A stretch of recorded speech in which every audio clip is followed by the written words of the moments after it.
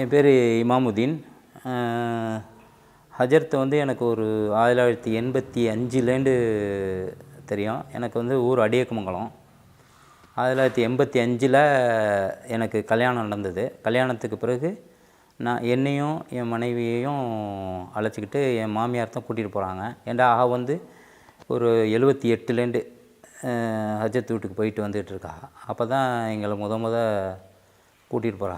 கூட்டிகிட்டு போயிட்டு சாதாரணமாக சும்மா ஓதி பார்க்குறது அந்த மாதிரி இதில் தான் நாங்கள் போகிறோம். அங்கே போயிட்டு அதேமாரி ஒரு நாள் இருந்துட்டு பேசிக்கிட்டு இருந்துட்டு வந்துடுறோம். அதுக்கு பிறகு வாரத்தில் ஒரு நாள் போக்குள்ளே கூட்டிகிட்டு போகா. நானும் சமயத்தில் போவேன். அப்படியே போயிட்டே தான் இருந்தோம். 89ல் தான் புர்தா ஷரீஃபுக்கு அலோவ் பண்ணுறாங்க எங்களை. 89லேருந்து தான் நான் போகிறது. புர்தா ஷரீஃப் போனால் நைட்டு தங்குறது. அங்கே நைட்டில் யூசாபு இருப்பார். யூசாபு நானும் தான் அதிகமாக அங்கே இருப்போம். சிலர் நைட்டில் தங்குவாங்க, சில பேர் சில நேரத்தில் இருக்க மாட்டாங்க. நான் நைட்டு அஜத் பேசிகிட்டு இருப்பா. காலையில் ஒரு 6 மணிக்கு மேலே கிளம்பி வீட்டுக்கு வந்துடுவேன். அது மாதிரி தான் போயிட்டு இருந்தது. அதே மாதிரி இந்த மாதிரி 89லேருந்து கண்டினியூவாக நம்ம இந்த புர்தா ஷரீஃப் அட்டன் பண்ண ஆரம்பிச்சிட்டோம். அதுக்கு பிறகு பட்டை மார்ச் பட்டை, அக்டோபர் பட்டை எல்லாமே ஃபாலோ பண்ணிவிட்டு, அதே மாதிரி அஜித் சொன்ன மாதிரி மெஹராஜ் எல்லாம் மெஹராஜ் ராவு, சவே பரத் ராவு, அப்புறம் நோன்பு வைக்கிற முறை, அப்புறம் எல்லாம் சந்திக்க ஆரம்பிச்சுட்டு போயிட்டேன். ஒரு நாள் சில நாட்கள் அஜித் வீட்டில் நைட்டில் தங்கி இருந்துட்டு போவோம். ஈசாபு நான் தங்க போகிறப்போ ஈசாபு அஜத்திட்ட பர்மிஷன் வாங்கிட்டு வீட்டுக்கு போய்ட்டு வரேன் மாமான்னு போயிடுவார். நான் நைட்டு தங்கியிருப்பேன். அப்புறமா காலையில் ஒரு 8 மணி அந்த மாதிரி வருவார். வந்தவுடனே நான் கிளம்பி வீட்டுக்கு போவேன். அப்போ நிறைய முறையில் சொல்லி கொடுத்துருக்காங்க எங்களுக்கு. இப்படி பண்ணணும், இப்படி தான் சாப்பாடு வைக்கிறது கொண்டு சாப்பாடு எப்படி வைக்கணுன்னு முதல்ல சொல்லியிருக்கா. ஒரு நாள் ஈசாபு இல்லாதப்போ நம்ம சாப்பாடு வச்சுருக்கோம். நான் சாப்பாடு வச்சேன். எடுத்து வைக்கக்குள்ளே தவறுதலாக வச்சப்போ அஜத் சொல்கிறா, இந்த மாதிரி வைக்கக்கூடாது, ஒரு சாப்பாடு கூட வைக்க தேவை இருக்குங்க, நீங்கள்லாம் மஸ்ரை கூட பிடுங்க முடியாது அப்படின்டா. இப்படியே தான் அஜத் சொல்கிறா. அதுக்கு பிறகு ஈசாபு வந்துட்டார். அவர் வைக்கிறார், எல்லாம் பண்ணுறாரு. சாப்பாடு வச்சுட்டு பேசுகிறாரு, பண்ணுறாரு. அந்த கொடியேற்றுற நாள்லேருந்து கண்டினியூவாக நான் அஜத்து கூட ஒரு 4 நாள் 5 நாள் கூட தங்கியிருந்திருக்கேன். சமயத்தில் சென்னையில் ஒர்க் பண்ணிட்டு சென்னையிலேருந்து வரக்குள்ளே பேண்ட்டோடு அப்படியே போட்டு வந்துடுவேன். ஈசாபு சொல்லுவார், இருந்துட்டு போங்க நீ நைட்டுன்னு. அந்த மாதிரி கைலிலாம் எடுத்துகிட்டு வரலன்னோன்னா அஜத்து ஆள்ற கையிலே எடுத்து கொடுத்து தங்கிக்க இங்கே இருந்துட்டு போங்கன்னு சொல்லியிருக்கா. அப்போது 2 நாள் 3 நாள்லாம் தங்கியிருந்திருக்கோம்.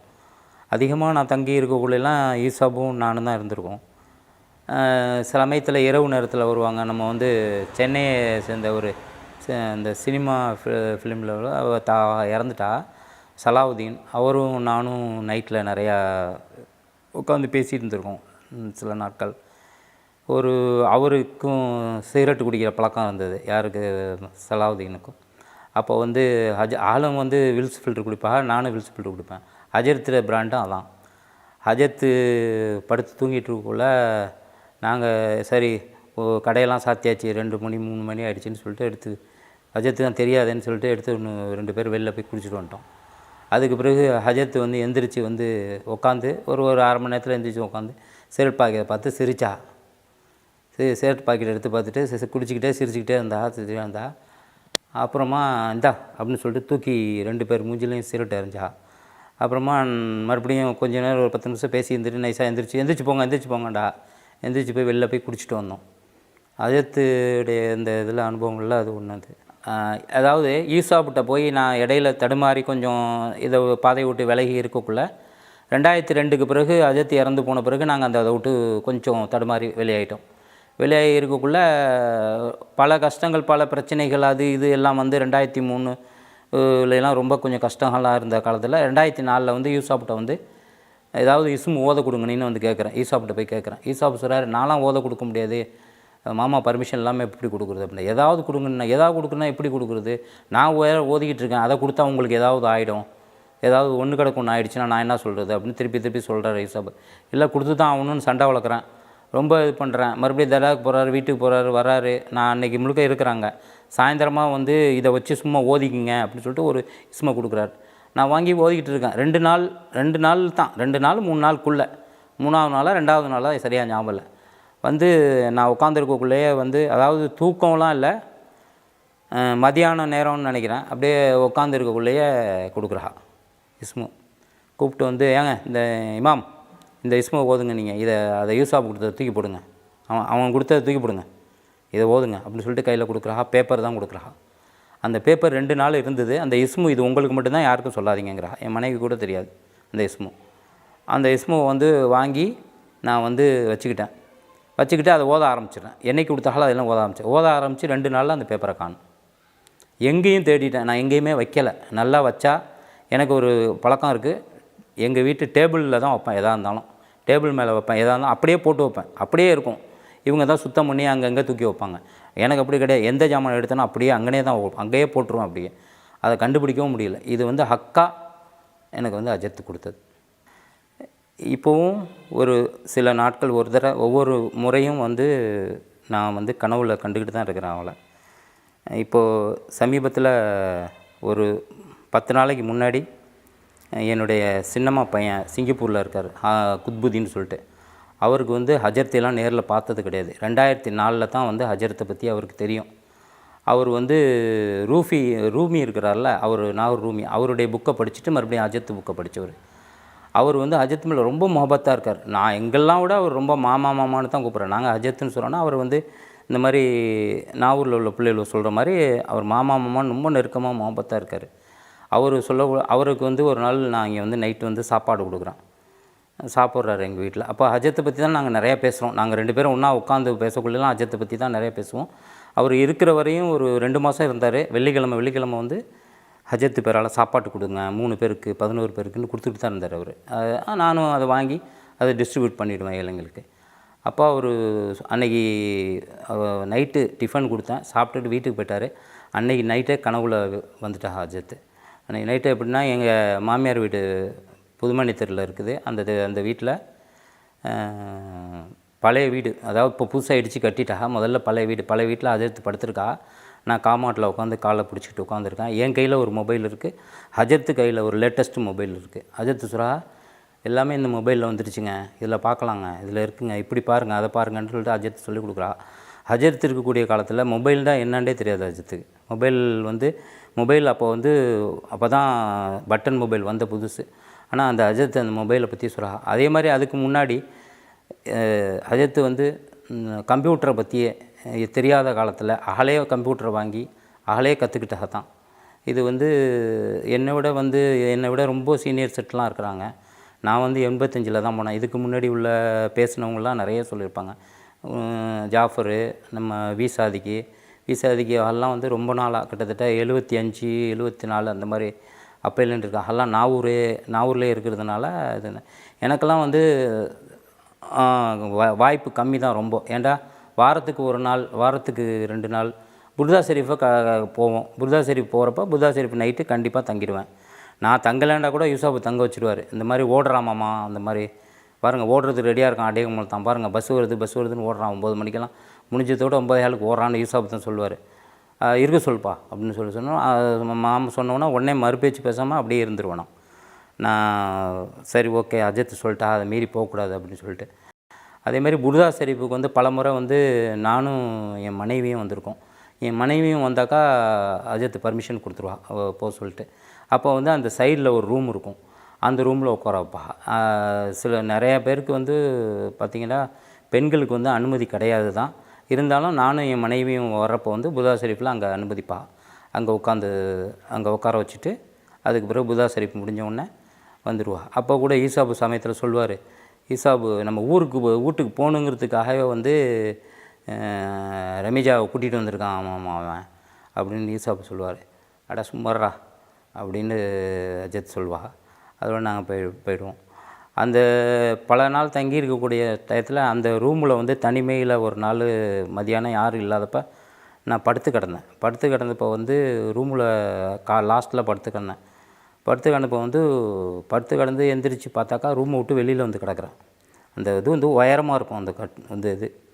அப்போ வந்து அப்துல்சலாம் வந்து சொன்ன உடனே அவர் சொல்கிறாரு, அதில் ஒரு ஜின்னு இருக்குங்க, பேய் இருக்குங்க அதில், உங்களுக்கு தெரியாது அப்படின்னு சொல்கிறாரு. அப்புறம் எனக்கு ஒரு மாதிரி தலை மயக்கமாக இருந்தது. உடனே மாமா ஒன்று சொன்னான், அதெல்லாம் ஒன்றும் இல்லை, இங்கே வாங்க நீங்கள் அப்படின்னு சொல்லிட்டு இங்கே வாங்கன்னு கிட்டே கூப்பிட்டு தலை கை வச்சு ஓதி விட்டா. அப்படின்னா ஈசாபு வந்து சொன்னார், ஆமாங்க நீ அங்கே வந்தால் படுத்து கிடந்தா இழுத்து போட்டுருவோன்னே, இங்கே அது வந்து மாமா இருக்கிறதுனால கண்ட்ரோலில் இருக்குது அப்படின்னு ஈசாபு சொன்னார். அதேமாதிரி 91 வந்து எனது மாமியார் வீட்டில் வந்து தங்கியிருந்தா புதுமணித்தரில். அங்கே வந்து கிட்டத்தட்ட ஒரு 3 நாள் 4 நாள் தங்கியிருந்தா. அதே மாதிரி என் மாமியாருடைய தங்கச்சி வீடு ரயிலடி தெருன்னு இருக்குது, அங்கேயும் வந்து ஒரு 2 நாள் தங்கியிருந்தா. இங்கே வந்து இருந்துட்டு அப்போ வந்து என் மனைவி சமைச்சு கொடுக்குறது வந்து ஆளுக்கு கொஞ்சம் புரியுமா சொல்லுவா. அந்த சோறு கோழி ஆனமும் அந்த நெய் சோறு ஆக்குறதுல வந்து ரொம்ப ஆக்குவோன்னு சொல்லிட்டு, அதுக்கு பிறகு மறுபடியும் நிறைய தடவை இங்கேருந்து ஆக்கிட்டு போயிருக்கா, எடுத்துகிட்டு போயிருக்கா. அது சொல்லுவா, நீ முதல்ல ஆக்குனில்ல அங்கே வீட்டில் வந்து அந்த மாதிரி இது மாதிரி ஆக்குனதே இல்லை அப்படின்பா. அதுக்கு பிறகு ரமேஜா ஒரு தடவை வந்து உட்கார்ந்து இருக்கக்குள்ளே என் மனைவி வந்து ஒரு ஃபோட்டோ ஒன்று எடுத்தா ஹஜத். ஏண்டா அப்படியே உட்காந்தாண்டா, இப்போ நான்லாம் உட்காந்தாண்டாக்கா ஆடாமல் சேமாக உட்காந்துப்பா, நான் உட்கார முடியாது, அசைஞ்சு இருப்போம், காலை இப்படி இருப்போம் இப்படி இருப்போம், அப்படியே காலை மடித்து போட்டு உட்காந்துருப்பா, அப்படியே உட்காந்துருப்பா, துப்பட்டி போட்டுக்கிட்டு அப்படியே உட்காந்துருப்பா. அதை ஃபோட்டோ எடுத்து அப்போவே பேர் வச்சா பீர் சாப்புன்னு தான் கூப்பிடுவா. அதே மாதிரி வந்து ரூமில் வந்து தலைமாட்டு தெருவில் இருக்கக்குள்ள ரூமில் போய் காலை அமுக்கி விட்றதுக்கு வந்து எனக்கு எப்படி பர்மிஷன் கொடுத்துருந்தாலோ அதேமாரி என் மனைவிக்கும் வந்து அனுமதி கொடுத்துருந்தா. ரொம்ப குறிப்பிட்ட சில பேர் தான் அஜித் பர்மிஷன் கொடுப்பா. அந்த பாக்கியமும் எங்களுக்கும் கொடுத்துருந்தா. எஜமானை பார்க்கணுன்னு சொன்னால் நீங்கள் வந்து நைட்டில் படுக்கக்குள்ளே எஜமானுடைய சிந்தனையிலே படுக்கணும், ஒது செஞ்சுட்டு படுக்கணும். அந்த எஜமானை வந்து கற்பனை பண்ணணுன்னா ரவுலா ஷரீஃபை தான் கற்பனை பண்ணிக்கணும். ரவுலா ஷரீஃபை கற்பனை பண்ணிக்கிட்டு நீங்கள் படுக்கணும். எஜமானை பார்க்கணுங்கிற சிந்தனையில் படிக்கணும். ஆனால் எஜமானை நான் பார்த்துருவேங்கிற கர்வம் வரக்கூடாது. அந்த கர்வம் வரக்கூடாது. நம்ம எஜமானை பார்க்கணும். இந்த 3 இதுவும் சொல்லியிருக்கிறா. ஒது செஞ்சுட்டு படுங்க, எஜமான அந்த ரவுலா ஷரீஃபை ஞாபகத்தில் வச்சுங்க. அதேமாதிரி எஜமானை பார்த்துருவோங்கிற கர்வம் இருக்கக்கூடாது. நம்ம பார்க்க போகிறோம், எஜமானை பார்க்க போகிறோங்கிற அந்த ஆர்வம் அந்த இருக்கணும் அப்படின்னு சொல்லிட்டு ஜியாரத்து பண்ணுறது எப்படின்னு சொன்னால், நீங்கள் போய் நில்லுங்கன்னு தான் சொல்லியிருக்கா. உங்களுக்கு எதுவுமே கேட்க தெரியாது, நீங்கள் உங்களுக்கு என்ன கேட்கணுன்னு கேட்க தெரியாது, நீங்கள் போய் அங்கே போய் நில்லுங்க.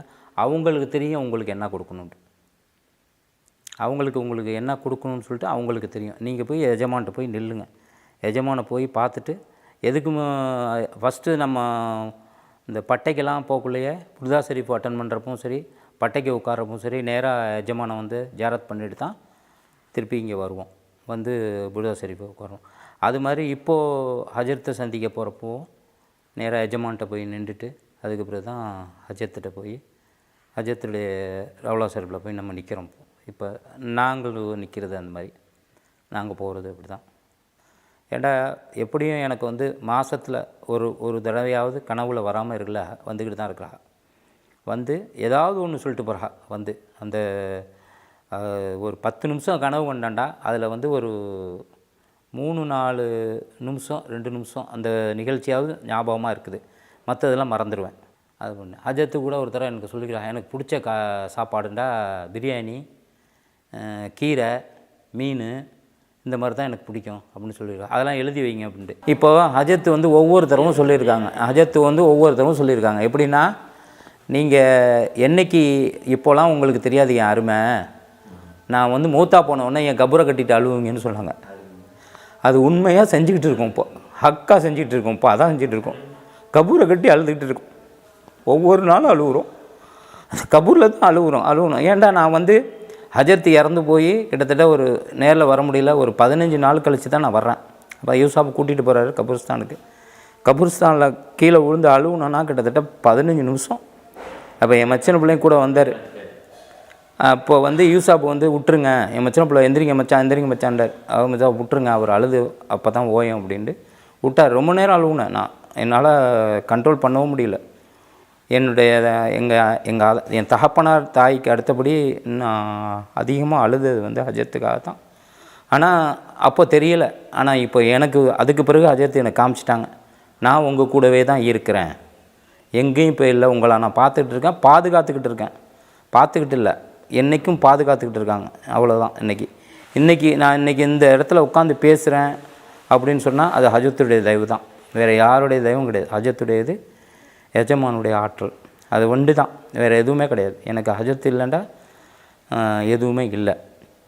அவங்க தான் காத்துட்டு இருக்காங்க. ஏன்டா எனக்கு வந்து அந்த இஸ்மு கொடுக்கணுன்ட்டு வந்து கொடுத்துட்டு போனது அவ்வளோ ஒரு புரியமாக இருப்பாங்க. அந்த இது வந்து நம்ம வந்தாக்கா, நான் ரமேஜா என் மனைவி சாப்பாடை தூக்கிட்டு உள்ளே போய் கரெக்டாக 11:45 11:45 12க்கெலாம் போயிடுவோம். பஸ்ஸை விட்டு இறங்கி 12:20 போவோம்.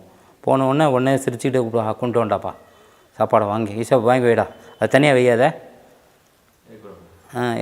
அதை எடுக்கக்கூடாத, அது தனியாக வைடாத, ரமேஜா கொண்டு வந்திருக்கா தனியாக வையாத அப்படின்பா.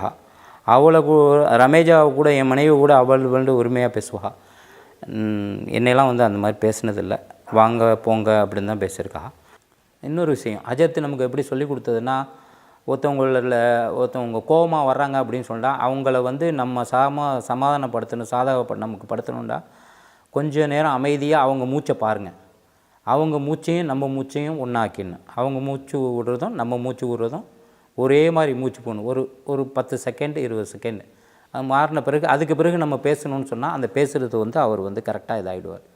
அந்த பேச பேச பேச பேச வந்து நம்ம இதுக்கு வந்து அவர் கரெக்டாக இறங்கி வந்துடுவார். நம்ம கோபமாக இருந்தால் கூட, அவர் கோபமாக வந்திருந்தால் கூட அந்த மூச்சு நமக்கு இறங்கி வந்துடுவார். அதே மாதிரி ஹஜரத் ஓதி பார்க்கக்குள்ளேயும் சொல்லியிருக்கா, கையை வச்ச உடனே அந்த தலையில் கையை வச்சு அந்த ஒரு 5-10 செகண்ட் நம்ம 2 பேரும் மூச்சு இதாகின பிறகு தான் அந்த ஓதவே ஆரம்பிக்கிறேன்னு சொல்லியிருக்கா. அந்த மாதிரி